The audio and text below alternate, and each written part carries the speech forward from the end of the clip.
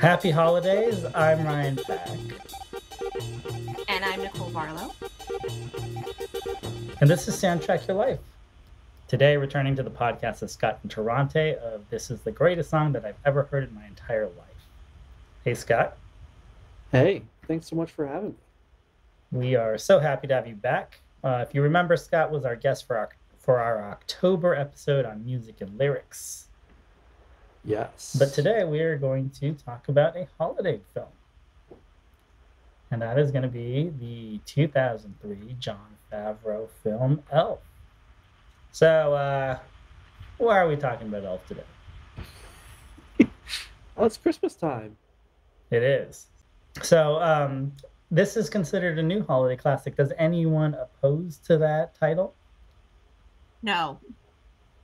No. For no, this is an amazing movie. It holds up. Ryan was saying he hasn't watched this movie in 5-6 years. I watch it every year. Standard fare in my household. Always on when I'm wrapping gifts. This is truly like a holiday classic that I think hits all the high notes, and I firmly believe that it's going to stand the test of time. White Christmas, don't need it. Elf, absolutely crave it. Wow. Need it. Yeah, I was almost gonna quibble with new. I mean, this is Yeah. what, 2003. It's almost 20 years old. It's part of the canon now. Yeah, Elf is not as new as we want to believe it is, sadly. Feeling my age a little bit. I consider Elf a little slice of magic. I know that we're not quite kicked off yet, but I have a really wonderful story about the DMV and Elf. It's really short. Can I tell it? Sure. Very brief. Okay, so oh, sorry, this is actually about jury duty, but same thing in my mind. They just got inverted. Jury duty. I got summoned for jury duty, and I had read this thing where if you sign up to go to jury duty to report, like right around a holiday, that there's a more likely chance that you're going to get set free because nobody wants to be there. So I scheduled my jury duty for, I don't know, maybe 3 days before Christmas. Let's call it December 22nd. Go into the Santa Ana courthouse, sit with all of my cohorts in the big chairs, and there are 2 giant screens that are meant to, entertain you with probably something terrible while you wait to find out your fate and whether or not you're going to be on a jury for the rest of your life. And the screens are playing Elf because it's Christmas. And I watch probably 3/4 of the movie Elf, and then a bailiff steps out of a little door and says to everyone, "There are no more judges today. Everyone is let go. You're all free." And literally, the crowd, as we're watching Elf, breaks into cheers, starts throwing scarves and hats over their shoulders, and we all exit the Santa Ana courthouse at the same time. A Christmas miracle, and I feel like I have Elf to thank for that. Wow. See, I thought you were gonna say you all stayed in the waiting room and watched the end of Elf. That would have been a better story, and now I feel like I should have lied about it, Scott. That's actually the ending. It's what Scott said. Right. It's the Hollywood ending. Well, so to kick this off in an appropriate manner, I think let's start with Buddy the Elf. What's your favorite color? Wow. Should I go first? You are the guest. Okay, so my favorite color is cerulean, a beautiful shade of blue. And that's been my answer since I was very young, and it still holds true. That is a very Devil Wears Prada answer, Scott. You know what? It predated Devil Wears Prada, my answer for this. But that has added a new layer to it. But it was really, there was a specific Crayola crayon that was a cerulean that was just perfect. And I like to be a little annoying. Instead of saying blue, I'll just be like cerulean. I mean, it's very specific. Yeah. You can't confuse it with just normal pedestrian. Exactly. Mine is orange. Orange makes me feel happy. Nice. Is it because you grew up in Orange County? No. Despite that, Yeah, I'm that Orange County core that I'm like, you know what? Everything about me is basically based in how I'm from Orange County. Mm-hmm. Oh, that's going to come back up later. It's gonna haunt me now. It's gonna haunt my ass that I said orange, but it really truly is my favorite color. I think it's very bright and happy. It suits my personality. Brian? Yeah. I'm between colors because apparently if I also like blue, my daughter goes, no, I like blue. And then I have to pick a different color. Maybe I should go minus cerulean. And then she'll be like, huh? And I'll be Yeah. Really and then we can both have blue. Yeah, really true. I would say, green. Green is a great color. Mm-hmm. Green is a great color. Especially around this time of year. Yeah. I mean, I grew up in Minnesota, so lots of trees. Yeah. Like Buddy the Elf. So it's interesting. The soundtrack went gold. It doesn't feature like any new songs, but it also doesn't like hit you over the head with Christmas music, if that makes sense. That was what I thought was interesting on this rewatch, knowing I was talking about it with you guys, is like, so I was thinking more about the soundtrack, and there's a lot of like not Christmas songs. You have Pennies from Heaven, and then it's not on the soundtrack, but the Frank Sinatra song, You Make Me Feel So Young, is in there as well. Which like they both have that same kind of like jazzy sound that a lot of the older Christmas songs have, but they're not actually Christmas songs. And I think that gives it like I don't know, it feels almost more like just an old school movie soundtrack rather than a Christmas movie soundtrack. Although the CD version does have, it's mostly Christmas songs. And I think that's part of why this movie feels both like completely out of time, right? It's almost hard for me to even place it in 2003 because it's so classic and so eternal, and they do such a beautiful job of capturing like prototypical Christmas time in New York, Mm-hmm. right? It could be Miracle on 34th Street is just as easily as it could be a movie from 2003, really. Or Home Alone 2. Or Home Alone 2. Yeah. Well, they even, they set it in Gimbel's, which is a store that hasn't existed in New York since like the 80s. So. Mm-hmm. Right. Totally. And so I think that's it's very intentionally set to, I think, endure that time test of we don't want this to be a Christmas movie that's like flash in the pan, Hallmark style, where you know exactly when it's made. The classic songs in this film, I think, really, really lend to that. And I think in hindsight, great that this doesn't have one of those like Michael Bublé type Christmas plays on the soundtrack, because I think that would really date it. And it would make it an inferior film to what it is. Yeah. Yeah, like when he calls James Caan on his cell phone, I was like, oh, there's cell phones in this movie. Yeah. One of the interesting things about this movie is like how I feel like it's launched a lot of careers. Like I think Will Ferrell is already kind of a big deal at this point, but Jon Favreau is now like the overlord of the Star Wars universe, and he is the architect of the MCU, kind of. Yeah. Amy Sedaris, I feel like this is why she's in The Mandalorian, is like she hit up Favreau and was like, hey, you're doing Star Wars? I want it. I didn't even think of that connection. You're so right. Yeah. Amy Sedaris is so funny in this movie. So good. So good. I mean, she's so good in everything. She's so good in everything because she turns these little minor roles into like her roles. She just has a knack for like, you are not going to forget that part with Amy Sedaris in any given film. She's so good. Right. And so we were also talking about Peter Dinklage is in this film, like a great minor part in this film. So funny. Pre-Game of Thrones, Peter Dinklage, right? Like maybe more like station agent era Peter Dinklage. He was on like the come up, but it's such a good film. And of course, I think we're tiptoeing around like the true breakout star of this film, which would be pre-Property Brothers, Zooey Deschanel. Yeah. Yeah. A blonde Zooey Deschanel. Yeah. an unrecognizable blonde and bangless Zoe Yeah. Deschanel. An unquirky Zoe Deschanel. It's like he and Yeah. who? Like who even is unrecognizable? Until she starts singing though. And then you're like, Yes. oh right, yeah, that's Zoe Deschanel.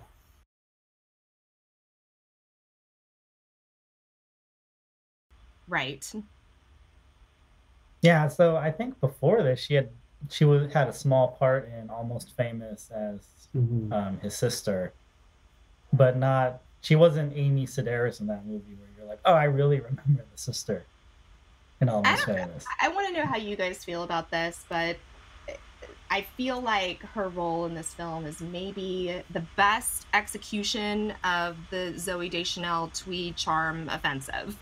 Like, I feel like she works in this movie without having to overdo it or go to that like manic pixie dream girl caricature. Yeah, I feel like I was thinking a lot about that on this viewing. And I think part of it works is because she still has her kind of quirky sensibility, but she's not the quirky one. The quirky one is the elf, is Will Ferrell, Yeah. you know? So she can Yeah, like she's a play straight a man in little this movie. Yeah, she can play it a that's a little great bit more point. straight, but still have kind of a fun energy. I think ultimately though, I don't think we get enough of her in this movie. Like I don't really know why she's interested in Buddy the Elf other than him complimenting her singing that one time, you know? I just feel While she like was we in the could have shower. gotten a little bit, but it's like ultimately it's not a romantic comedy, so we don't spend enough time with that. But so it makes me feel like I don't know enough about her character really. So Scott, I think we were talking about how the relationship between Buddy the Elf and Zoe Deschanel's character is maybe not explained. Yeah. Also, her name is Jovi. What's up with Yes. that? Is it some kind of nod to like we're jovial or joyful I at Christmas? Like a guess. weird ass name. And it's never like, oh, it's short for blank. Or I was named after blank. It's like, my name is Jovi. And I guess because he's Buddy, he's just like, okay. He doesn't care. He doesn't know. It's got to be some kind of cutscene where she explains what, why she hates Christmas because she was named after something Christmas Yeah, related. where's the 3-hour director's cut, Favreau? Right. Release the Favreau cut. Where we can see her dingy apartment and why the water's out. I did notice she's eating like ramen on like Christmas Eve by herself. So it's like, oh. Her like rat trap, sad New York apartment. Yeah. I think really what you're meant to believe is that somehow Buddy the Elf represents some weird, lighthearted escape from the doldrums of her terrible life as a department store elf. Which again, like why you would be interested in this incredibly chaotic, possibly mentally ill person that's pursuing you. Kind of weird. I think we're meant not to interrogate it too closely. You're just meant to know that like they like the same Christmas song that she sings in the shower. Oh, you also know, baby, it's cold outside. Yeah, there could be a whole different movie from her perspective of this like depressed minimum wage worker in New York who meets this, wild guy who shakes up her life. Or it would just be like the Christmas version of Dancer in the Dark. Just completely like, depressing. The most depressing thing I've ever heard. No one take that suggestion seriously. The Christmas community does not need that. But yeah, it was cringe then, and it is even more cringe now that he just like walks into the women's shower and just like sits by the sinks and just starts singing with her. Yeah. I mean, I guess that's kind of the point, right? Like he just doesn't understand boundaries because he's an elf from the North Pole. Like when he tries to hold James Caan's hand. Yeah, but presumably they have, gender separated showers in the North Pole with the elves, right? Like, you should still understand. Yeah. It really does. You know what, Scott? It really does raise a lot of questions about elves more than anything else. Elf mating rituals and procreation and things like that. Yeah, they definitely skirt around it because Papa Elf is like, oh, I was just too busy to like settle down. Right. So it does I was like, imply what's that there's, innuendo for? right. Oh, let's talk about Bob Newhart. So Oh, I'm sorry. You don't want to talk about elf sex more? we can. We're not going to stay on that topic? Okay. I think it's No, I think we gonna should move on. lead to a lot of like feeling gross at the end of this conversation. We'll just call that. It's a Yes. wholesome holiday. So I think part of the reason that this movie is so magical is you have Bob Newhart as Papa Elf, and you have James Caan as Will Ferrell's biological dad, Walter Hobbs, Mm-hmm. the late James Caan. Late, yeah, rest in peace. Although this is saying something about my movie viewing habits, but I'm fairly sure the only James Caan films I've seen are Elf and Misery. No Godfather? Same. Possibly I've never two? seen The Godfather. I'm going to make a horrible... I feel like this is just... I shouldn't even have a podcast of any kind, but I've also never I haven't seen 3. And every year I tell myself I'm going to marathon it and I'm going to eat spaghetti and sit on the couch and watch all of The Godfather. But I have to confess to you guys, I've seen never a actually lot seen it. like of it when it's on TV at Thanksgiving or whatever, but I've never like sat down and watched the whole thing, any of them. Right. I know about the horse head in the bed and, the whole leave the gun and take the cannoli business. But I feel like a bad cinema person to have never watched these films. So I am kind of James Caan illiterate, but I do think that he's really perfect in this movie. He is great as a cranky old man. Mm-hmm. I mean, he's always been kind of like a tough guy, right? He's one of the Corleones, and he has a reputation, and apparently he hates doing interviews. So when he passed away, and people were eulogizing him on Twitter, someone posted of an interview he did with Playboy, and he's friends with Mel Brooks, and part of the quote is, he goes, "This shouldn't come as a surprise with schmucks like you to work with, no offense. As my friend Mel Brooks said in his Playboy interview to another one of you assholes, oops, there I go again, sorry." And then at the end of the interview, when the guy was like, talking to me wasn't so bad, right? And James Caan ends it with, "No thanks to you, shitface." Wow. So in Elf, he's really just kind of playing. Is kind of what we're. Yeah. He didn't have to reach too far. So it sounds like. Always on the naughty list. That's insane. James Caan, if you were still around, would not perpetually want to be on Soundtrack Your Life, or or your podcast guy. No, he would literally call us all shit faces. Because I'd be like, "What's your favorite color, James Caan?" And he'd be like, "Fuck you." My color is fuck you. Another fun casting, obviously Ed Asner as Santa Claus is wonderful. Yes. But then we also have Peter Billingsley as one of the elves. I think Ming Ming is his name. Peter Billingsley from A Christmas Story. Oh. Yeah, which is like sort of a little bit of stunt casting there, and I think which is he fun. and Jon Favreau are just like very good friends, and so he's in some of other Favreau's movies. I think he's also in Four Christmases, and so good for him. Christmas royalty.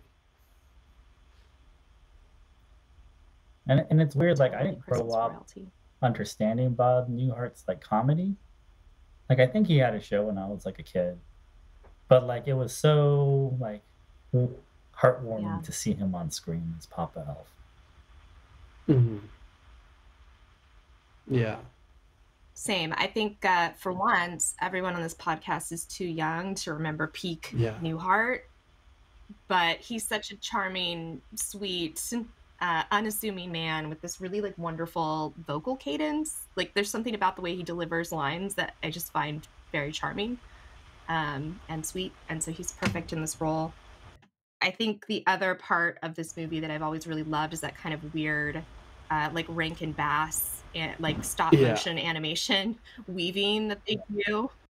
I can't tell you how many times in my life I've thought about the narwhal scene where there's narwhal that comes out of the eyes. It's "Bye, buddy, hope you find your dad." Isn't it crazy that narwhals are real? That's why it's a fun scene, right? Yeah. You don't expect like a narwhal to crack out of the ice. They're barely even real. They're unicorns of the sea. Yeah. It shouldn't exist. It should not exist. But yeah, all of that stuff is really the aesthetic of that first, whatever 20 minutes when they're in the North Pole is really a lot of fun.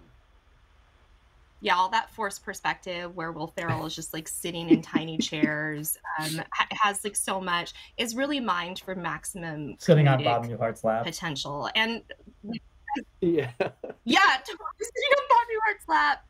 And because we haven't addressed it directly, this is far and away my Will Ferrell movie, my favorite Will Ferrell movie. I think this is much like with Zooey Deschanel. I think it's kind of the best use of all the things that he does really well. Yeah, I think he brings a lot of Buddy the Elf into his character in Stranger Than Fiction. Oh yeah, absolutely. Yeah, absolutely. Yes, similar, just kind of like, I don't know, childlike sort of approach to things. But you should hate Buddy the Elf. I think we're all kind of Zooey Deschanel's character in a sense. We're like, you should think that this is absolutely bonkers and be against it, but you can't hate him because he's just too awestruck by everything. So you really do come around to his perspective on things. I do. I mean, yeah. Those are all no. Let me tell you. Well, no, I don't disagree, but he is annoying sometimes. Like him, he jumping across the desk to like answer the phone right away. It's like, come on, man, just chill. But he does say, "Buddy, what's your favorite color?" But no, you're right. As his greeting on the phone. Yeah. Smiling to my favorite is also a great line. And then obviously the scene with Peter Dinklage, which we'll talk about more later. But that is sort of like, hey, buddy, come on, read the room. Jeez. Like you're not in the North Pole anymore. Right. And I mean, it's meant to be that. Right. Yeah, it is meant to be that. It's meant to be the moment where you're like, okay, too far. Yeah. Yeah, there's that cynical part of me that when they go on their date and he blindfolds her and gives her that cup of coffee, like, what person is like, wait, did you just roofie me? Like, why are you giving me this terrible coffee? I do think now that we're unpacking it a little bit, I think if there were ever an argument for straight women having really low standards, this would be that argument. Yeah. Yeah. He's just tall, Zoe. Is he good or is he just tall? Is also a whole other. Because doesn't the date for most people end there? Like, you blindfolded me and gave me like this whatever cup of coffee. Like, am I gonna start hallucinating? But it's the world's best cup of coffee. Don't you know? Yeah. Don't you see? Congratulations, guys. I totally forgot about that scene. No one emulate this, I think is what we're trying to say. Like, maybe don't try any of this. So did you know that this script has been kicking around in development since the early 90s? And that it was originally it was supposed to be Chris Farley as Buddy the Elf. No. That would be fun. But it was going to be like a much more like PG-13 sort of script. I don't see it because I feel like he wouldn't bring that. Okay, I do see it, but I don't see it because I think it would be a much edgier film somehow. Yeah, I don't think Chris Farley can do PG. No, I feel like Buddy would be like snorting coke, thinking it was. I mean, it's possible. It was definitely like a PG-13 script before it started going through rewrites and Jon Favreau found it.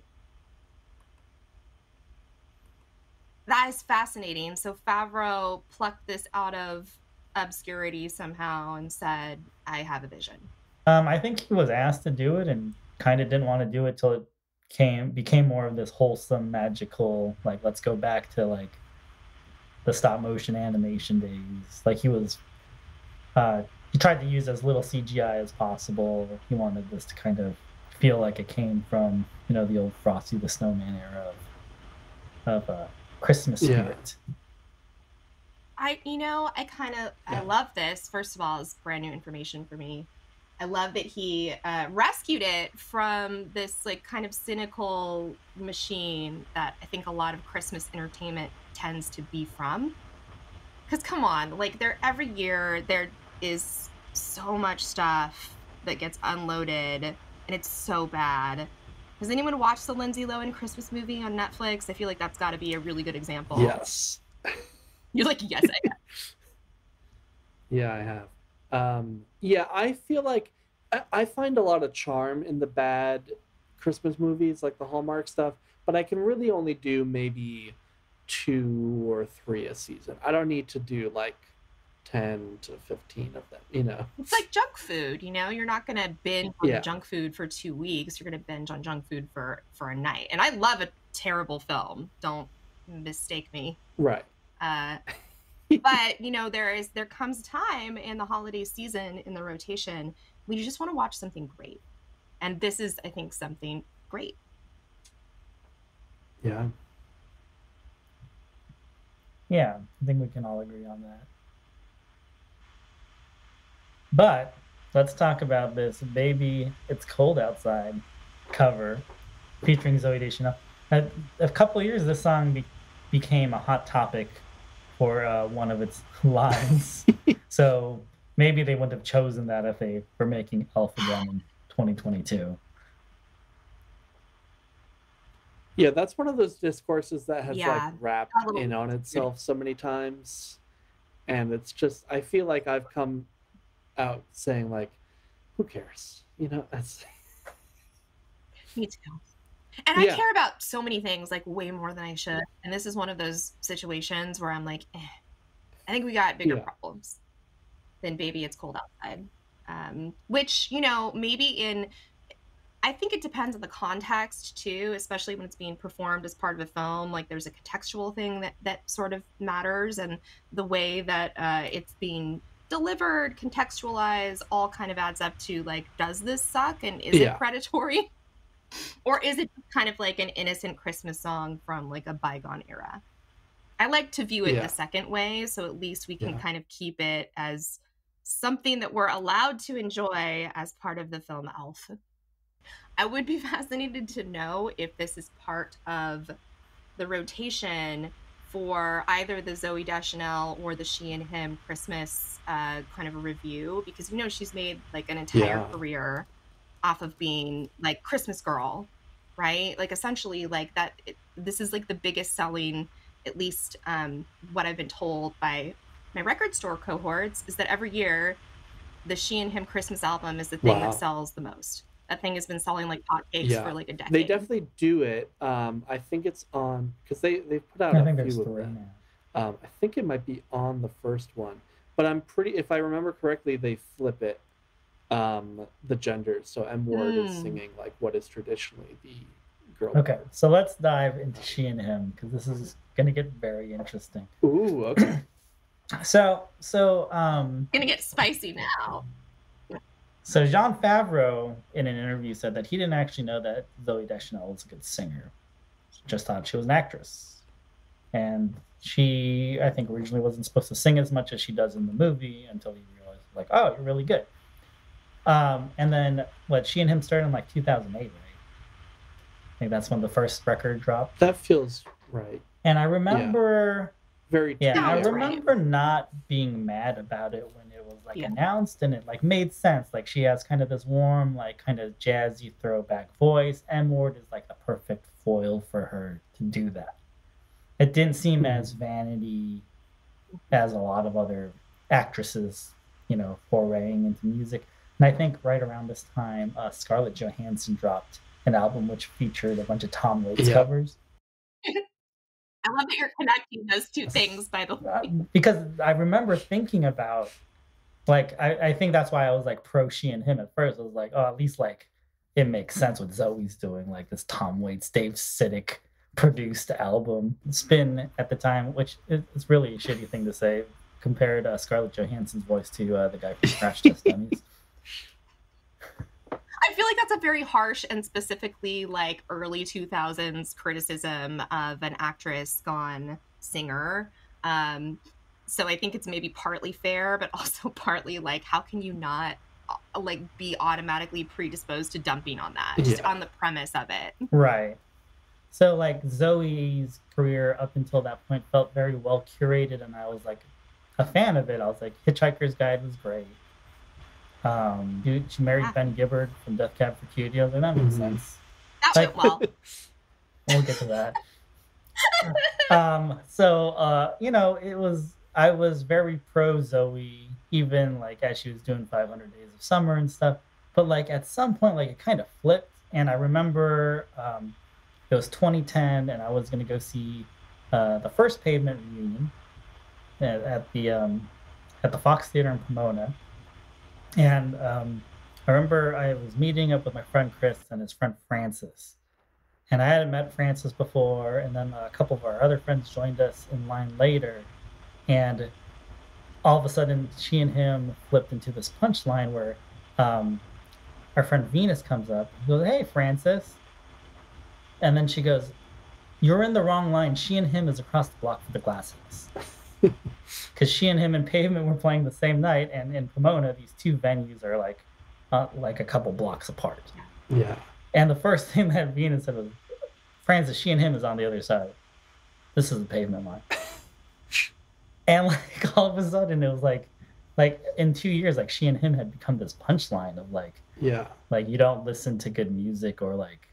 Well, I think that whole like very twee era serious, became such a punchline just in general, and there she in particular, and she and him is just like the epitome of that, of like the tweeest of the twee. Yeah. The tweeest of the twee, the twee topper on the Christmas twee. By the way, I really like the visual image of the two concert lines in Pomona between she and him and Pavement getting like all West Side Story, like across the street from each other. People start like, I don't know, pulling out vinyl records, trying to slice each other. Sounds great. Yeah, I think that's what it is. I think eventually, if something sticks around long enough, there's always a backlash. Something becomes like popular in that like blow up, ubiquitous kind of way, and then you kind of start to sour on it. So it's partly that, and I think you can't really survive on that much recycling for that long because it's very recycled. It's a formula. They've done the same thing with these She and Him Christmas albums and with the She and Him premise in general for a really long time. I kind of had hope, like a vain hope for a moment, that Zooey Deschanel's like original solo album might turn into something greater. I don't know if anyone remembers that but me. But there were a couple of like original songs that she made early on that I thought had like real promise. I think maybe she never really felt committed to her career as a singer and instead just kind of went the easy route of, well, this is like making me money hand over fist. And who could blame her, right? It's a formula that works. Yeah, she doesn't want to be playing like small cafes. She wants to be playing like legit venues. So it's like, well, guess we got to turn another Christmas album. And I think like, she doesn't strike me as the kind of artist that's like, I really want to grow as an artist. I think she's just kind of like a torch singer who is also an actress. I don't mean that in a bad way. Like that has its place, and she has made a mint off of it. Not that long ago, I was staying at the Ace Hotel in downtown LA for something completely unrelated, and they have a theater adjacent to the hotel. This must have been last Christmas. Theater was hosting the She and Him Christmas, and the line was it basically looked like how we look now, and you guys can't see us, but we're all wearing like ridiculous light up Christmas hats and like reindeer ears. Okay, so that was the line. So people were cosplaying as like her character Jody from Elf. They were dressed in like the elf costume from the Gimbel's department store. Like they brought their moms. Like it's kind of cute, but it's also kind of a lot. That was what was happening outside that show. It's amazing. Yeah, I mean, they've got this whole niche for themselves, this whole thing. I feel like there's so many I mean, I know Ingrid Michaelson is in like that same kind of vein and does the same thing, like does a big Christmas thing every year. And like, I mean, sometimes you got to just go where the money is. So no shame. Yeah, I'm not anti-Christmas shows. Like Amy Mann does a really cool one where she does The Grinch That Stole Christmas song at the end. And she does kind of a variety show sort of thing. The New Standards in Minneapolis do a big like jazzy sort of thing with guests and dancers and stuff. I'm not so cynical that I can't enjoy a good Christmas show. I just have a very complicated relationship with she and him, and I think it can be best explained by this very specific joke that I read on Twitter. I really wish like I bookmarked it. And this is going to incorporate. This is like a very specific joke that I think maybe only the two of you would understand. But this person wrote, and this was about Gwen Stefani. Said Gwen Stefani used to be the cool punk girl, and then she ended up marrying a conservative man named Blake. How Orange County of her. And I feel like that is Zoe Deschanel, how she was like the cool indie girl, and she ends up with one of the Property Brothers, and I don't care which one it is, just one of them. Yeah. Right. It doesn't matter. I'm not sure. I refuse to learn who either of them are individually. Yeah, I don't. It's not something that I'm going to let enter my. But Zoe is just indie Gwen Stefani. Just ends up disappointing us all. Yeah, I think that's fair. Not that she's beholden to like what we think, but I've also always kind of felt that she is one of those people in entertainment that knew her personal brand and that did things that suited that personal brand best at the time, right? So not to say that maybe her and Ben Gibbard were like absolutely head over heels in love, but can you imagine like a more suitable match for somebody like her than marrying the motherfucking lead singer of Death Cab for Cutie? Like, come on. Like, is it real or is it just something that fits her brand? Because obviously they did not last. Yeah. And he did write an entire album about how their relationship crashed and burned. So I'm pretty sure he doesn't feel great about it. And that album, Kitsugumi, I think, also kind of indicates that maybe there were aspects of it that he felt were very false. Right. Not to take his side. I don't know what went on between the two of them, but also like men suck. Fair. Sorry, the two men on this podcast. You guys are great, but men oftentimes suck. So who knows? I'm sure they both had a lot of problems, but at the same time, I can see it just there's a cynical view on it that you can take that's easy to. Yeah, it's not hard to like her here in 2023, or not easy maybe to like her. Yeah, there's that Death Cab song "No Room in Frame for Two." That is a pretty. Like ouch. Like literally, like you shoved me out of the way on red carpets. The song. Is it weird that she just basically turned into the character from 500 Days of Summer? Yeah. Well, you know what cracks me up the most is this kind of like trajectory that she's had to being like, I don't know, some kind of weird HGTV celebrity.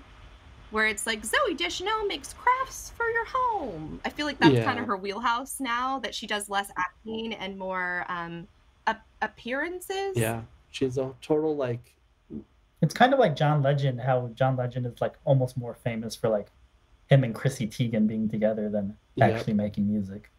Yeah, absolutely. Like she's kind of post-career almost, where she is just kind of known for the things that she's done, but she's not necessarily producing anything new, which is honestly too bad because I do think that she's a good actress and she's really effective in certain parts. I think maybe you just sometimes get stuck in your own legend. Nice. And that's kind of where she's at. Yeah, I mean, I really enjoyed New Girl, though. New Girl, great. I don't know if I always enjoyed her. Well, you know, ups and downs, right? Like, I think the further that she could step away from her persona, I think the better off she would be. But it would be a huge risk. And instead, she's kind of decided to coast on the goodwill of what she built as the OG Manic Pixie Dream Girl. Because she is that. You can't take that away from her. So many playlists. So many coffee house tweet playlists. Yeah, and they've backlashed pretty hard against the whole trope of the Manic Pixie Dream Girl. So maybe she feels like Hollywood is mad at her. So and I mean, is she responsible for that? No, like she didn't write those parts, but I think at a certain point she definitely became one with that fictional persona. You know what? Just like we should get back to talking about elves, but the movie that I think doesn't get enough credit as being like the most obnoxious version of the Manic Pixie Dream Girl with Zoe Deschanel is Yes Man with Jim Carrey. I don't know if you have ever seen that film. It's not good. Or I'm sorry, is it Yes Man or Yes Day or something? Yes Yeah, Man, it's yeah. Yes Man. It is Um, Yes Man. Ryan? she's like the most Manic Pixie Dream Girl in that. And it's a rough watch. I mean, that movie Yeah. is a rough watch for many different reasons. Ryan, you're not a fan. I mean, I get it. I think it is effective as a Jim Carrey comedy. It is a even rougher watch for me because he tries to learn Korean in that movie, so I have to listen to Jim Carrey try to speak Korean. Oh yeah. Right. Sometimes I just fall down on Jim Carrey should Yeah. not. Yeah. Period. Like he should. Hanks, he but just no shouldn't. Hanks, Jim Carrey. There's Hanks, but no Hanks. But again, like Jim Carrey and there are Will Ferrell movies that I are too over the top for me, but both of them have their sweet spots. Elf is just a Goldilocks planet of a movie. Everything is perfect. All conditions are right. Everyone in this movie is at their peak, I think. Yeah. Yeah. And that whole end scene, like where they're all collectively like having to sing Santa Claus is coming to town, right? So that Santa's sleigh will fly. You described that the way that I just did, and that sounds stupid as hell, but it is so satisfying and lovely. And you do kind of believe that, Zoe Deschanel with her kind of like shy, using her voice to sing, like it all works and is very effective, and very great climax for that movie. Yeah. A great use of the song. Yeah, and for a movie that I've already seen before, the fact that it still kind of it hits all those marks, and then you still feel the way that they intend for you to feel. It's not easy to do. It's not easy to do, and that's the thing, is that like many have tried and failed, and there's so many Christmas movies. And so many of them, I think, are either deeply flawed in the way that Love Actually is, right? Or they're, shoddy products that are put together like really fast and, maybe not the quality that they should be. I think I know this movie is older than it is because it already feels like something from kind of like a bygone era, like a pre-streaming, box office, like real legitimate movie. Now I sound like Harry Styles talking about Don't Worry, Darling. I like it because it's like a movie. It feels like a movie. Yeah. Yeah. There's a lot of care that Jon Favreau put into the film, which is crazy because this is like his first like big budget movie as a director. Yes, and you know what? Like, deserves his career on the basis of how successful this film turned out, I think. What was this a big hit? Yeah, I think the budget was 33 million and it made 254 or something like that. Jeez. Yeah, good for them. And like, as we were saying, like the casting is so perfect. From Ed Asner as Santa Claus to Matt Walsh showing up for 10 seconds to be super weird. Mary Steenburgen. We haven't even talked about Mary Steenburgen. I love that woman. She is like flawless in everything she's in. Like America's mom. She's like not even, I don't know. She's like America's like just like hot, cool mom. I love her so much. She is amazing to me. Mary Steenburgen, you're in a class of your own. You are eternal. Yeah, she's kind of the person that grounds the movie. Like everything is chaotic, but she's like, like he is your son. By the way, why she married James Bond's character is like a whole different story. Like how he's like pulling any chicks in the universe of this movie is something different.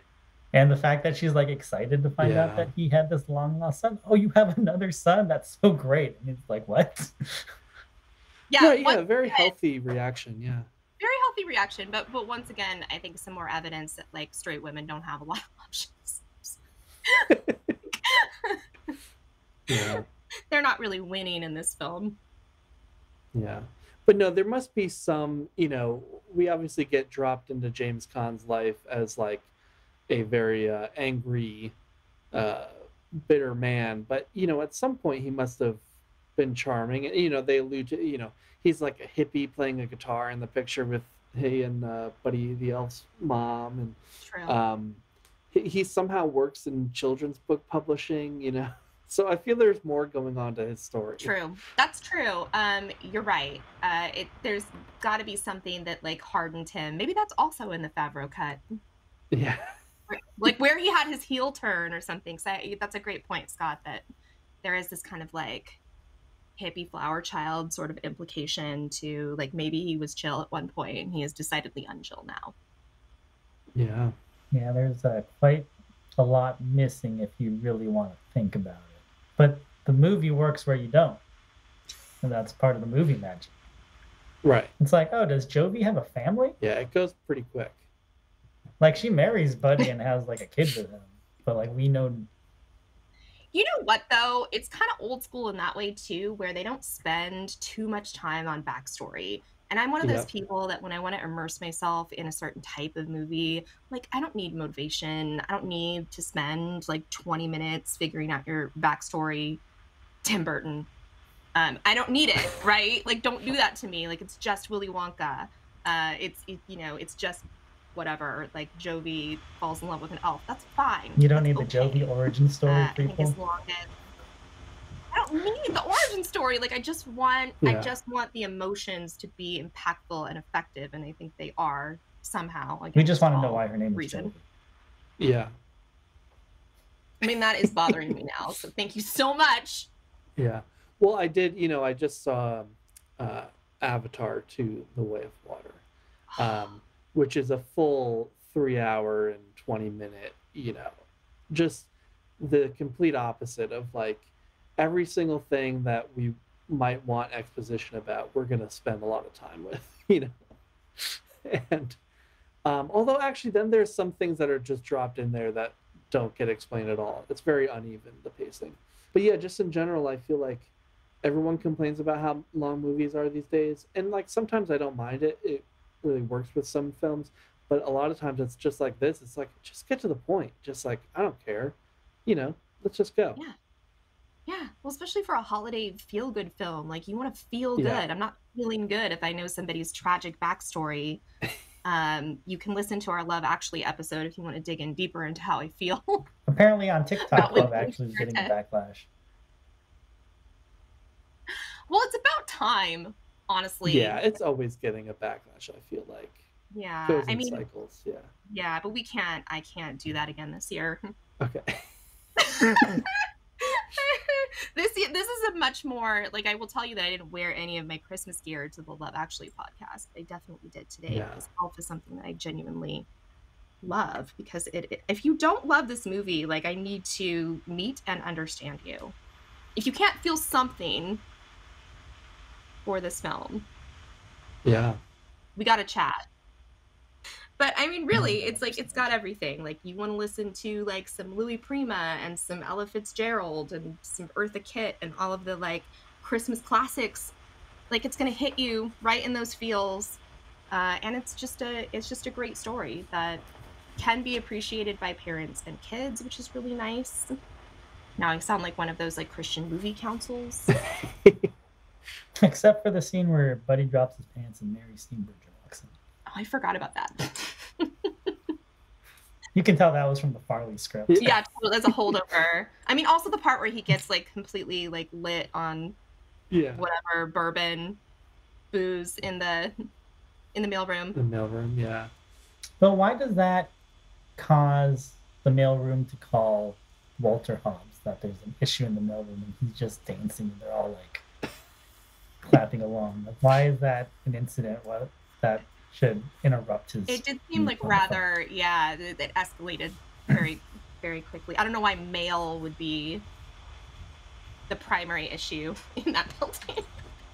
Like the mailroom people aren't working, so that we need to get Walter Or Hobbs is involved. it that they know that Buddy is like that he sent him down there? So I don't know. It just seems like a little bit of an extreme reaction. Stop everything. The mail isn't going. I mean, I guess they might have been scared that he was unionizing them. They're just anti-labor, is what it comes down to. Yeah. There is a line over there that I really like when he's talking to the other guy in the mailroom, and they're sort of like drunk and laying on the table, commiserating about life. And the guy who's clearly like in his late 40s, early 50s, but he's talking about the flow and his career or whatever. And he's like, and I'm already 26 or something like that. It's just like a very funny visual gag that like I hadn't really noticed before. And it just goes over Will Ferrell's head. Yeah. And he's like, yeah, you're so young. Yeah. Super happy the movie still held up. And despite my feelings of She and Him and Zoe's post-Elf career, I was still able to enjoy her in this film. Yeah. It holds up. I liked her elf get-up at the end, the little pink, whatever. That little pink get-up that she has with, when she gives the baby to... She thinks she's giving the baby to Bob Newhart, but then Will Ferrell sits on his lap. Right. Yeah.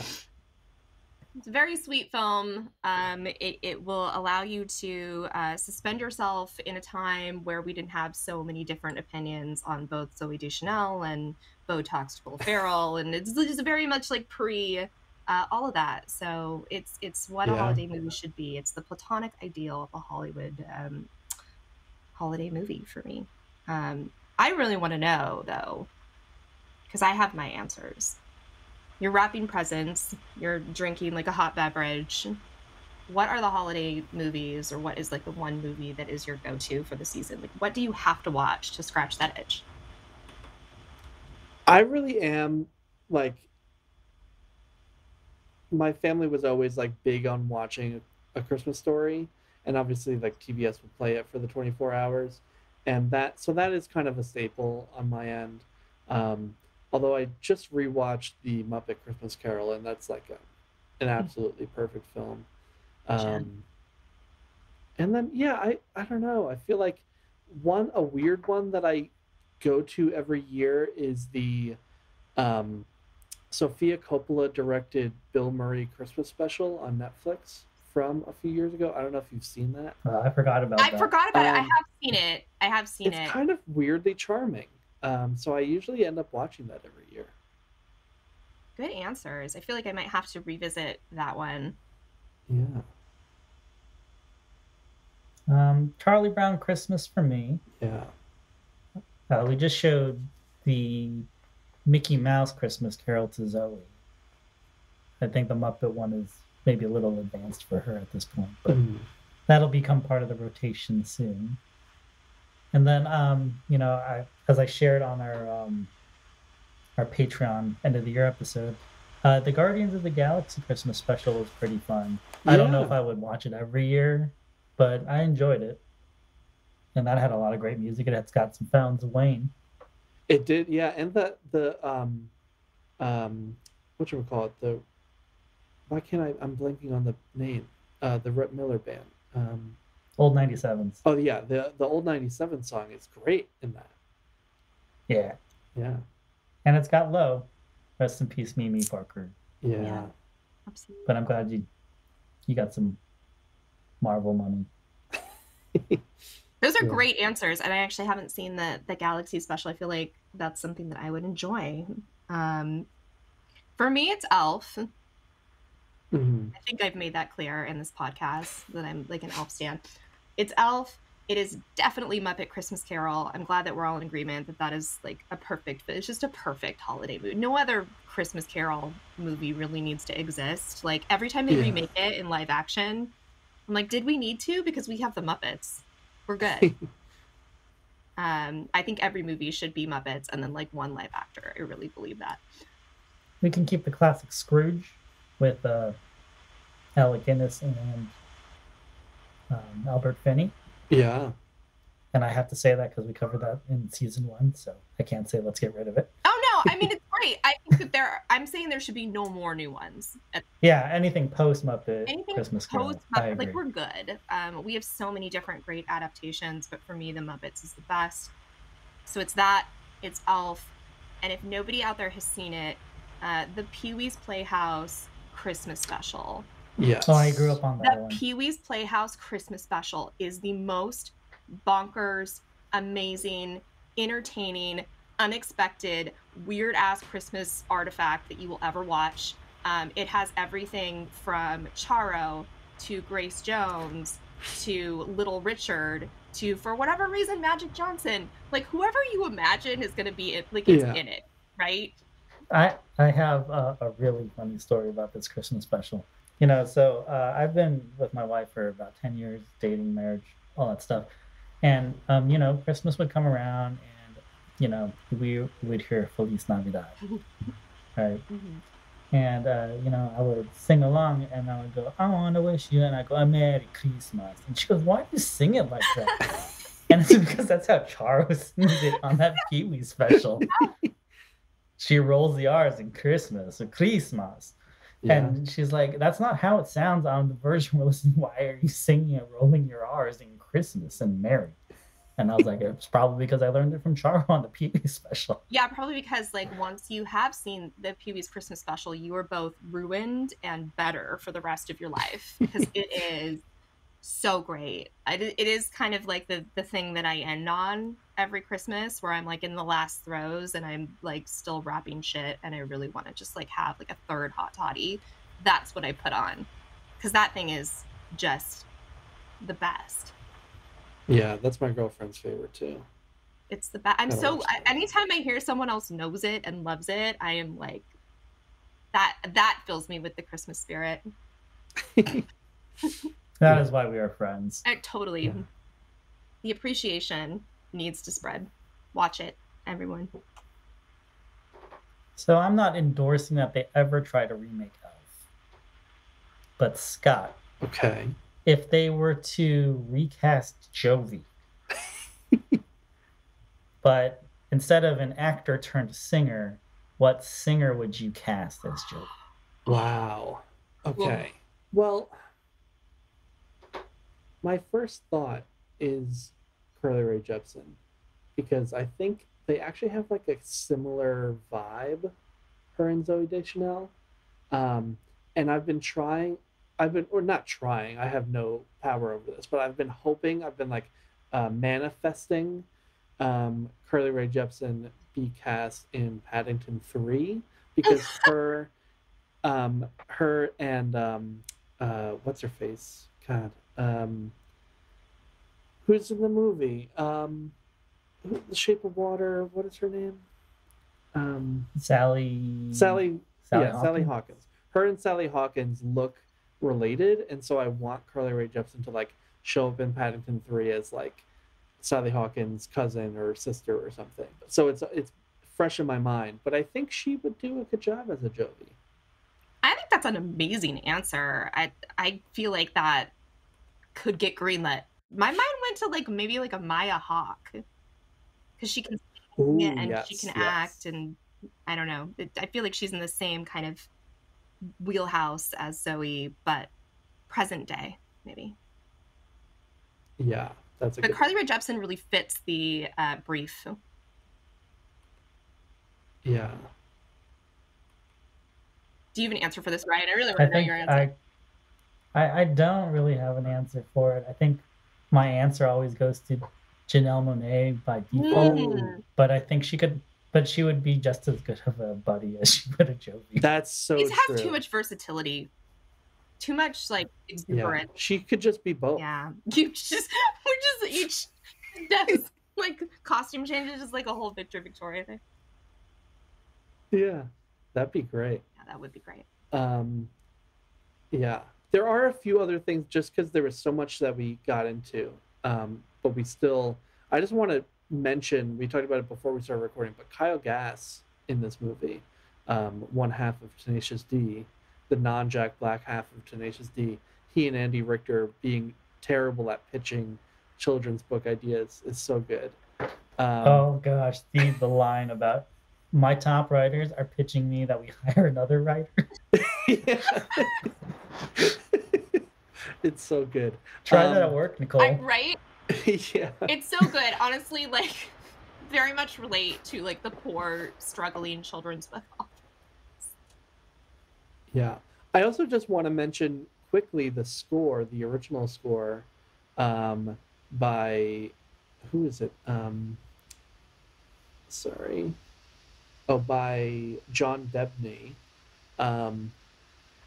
The other day, just totally unrelated to me recording this with you guys, I had a friend who sent our group chat like a voice memo of this song that was stuck in her head and was like, it's some sort of Christmas thing. Do you guys know what this is? And it was the soundtrack to Elf. It was like the John Debney score, Oh, wow. the sort of main theme. So, you know, it's catchy, it's memorable. It's got a Yeah, it's great. I Yeah. did notice it on my rewatch.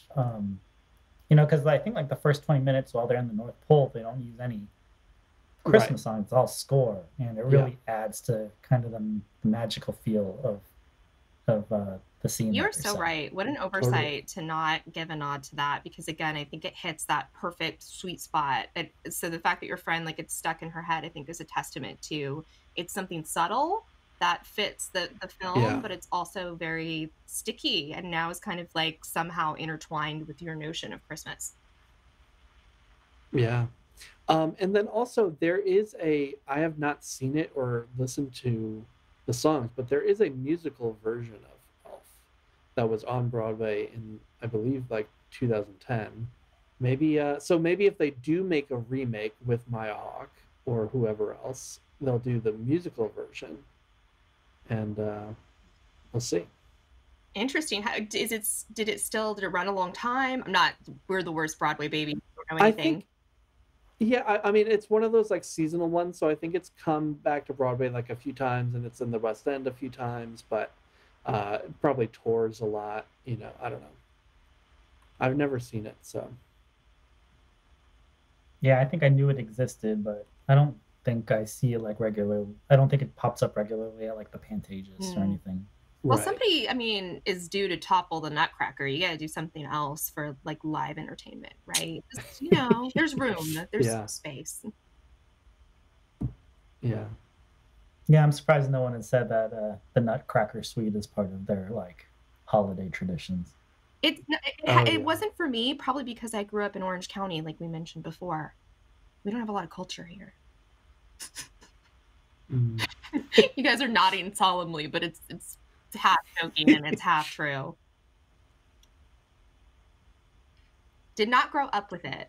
I think you have to be like in a certain tax bracket for that. Yeah, I think you do too. Yeah, certain like tax bracket and maybe certain geographies are a little bit easier to find a suitable production of the Nutcracker. Yeah. Yeah, I think I've only seen it live once when I was in college, and they did it at my college. So. Yeah, it reminds me. I was talking to this girl, and I was kind of interested in her, and I was like, oh, you know, like I like to go see like a lot of shows, whether, you know, they're concerts or like, you know, the occasional musical or whatever. And she was like, I like the ballet. And I was like, that's where you got off. It's harsh, right? Yeah. But it was just like, oh, I just don't think I. You were like, the Nutcracker line is over there.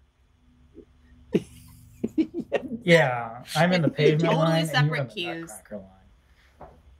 Full circle. Well, thank you, Scott, for coming on the podcast. Yeah, thank you so much for having me and letting me rewatch Elf. Yeah, we always love having you on. I love butchering your podcast name every time. It's, you know, it's hard. It's hard out there. This is the greatest song I've ever heard in my entire life. It's too many words to remember, so it's all good. All of them are great. Great title. All of them are great. When will you be back in 2020? I don't think we're taking a break. So we're just going to go right through. I'm not sure when this is coming up, but we will have like an end of the year special, sort of, you know, picking our favorite songs and albums of the year. So maybe that's already out. Check it out. And then we're just diving right back in. So keep moving. Yeah. Very cool. We will be back, I believe, in the middle of January with Dave Zalatoris from Beer in Front. We're going to talk about The Sopranos. Cool. Very cool. And then we have a end of the year episode for our Patreon supporters. So you can go to patreon.com/soundtrack your life if you want to join that program. We would appreciate it. And if you want to do something nice for us for the holidays, you could give us a 5-star review on Apple Podcasts or wherever you listen to your podcasts. Also do that for Scott. Yeah. Very exciting. Thanks so much for having me. Thank you for being our guest. And have a happy holidays to you, Yeah, Scott. you too. A wonderful way to end the year. Thank you, Scott. Thank you. Thanks for joining us this week on Soundtrack Your Life. Make sure to visit our website, soundtrackyourlife.net, where you can subscribe to the show on Apple Podcasts or Spotify. While you're at it, if you found value in the show, we'd appreciate a rating. Or if you'd simply tell a friend about the show, that would help us out too.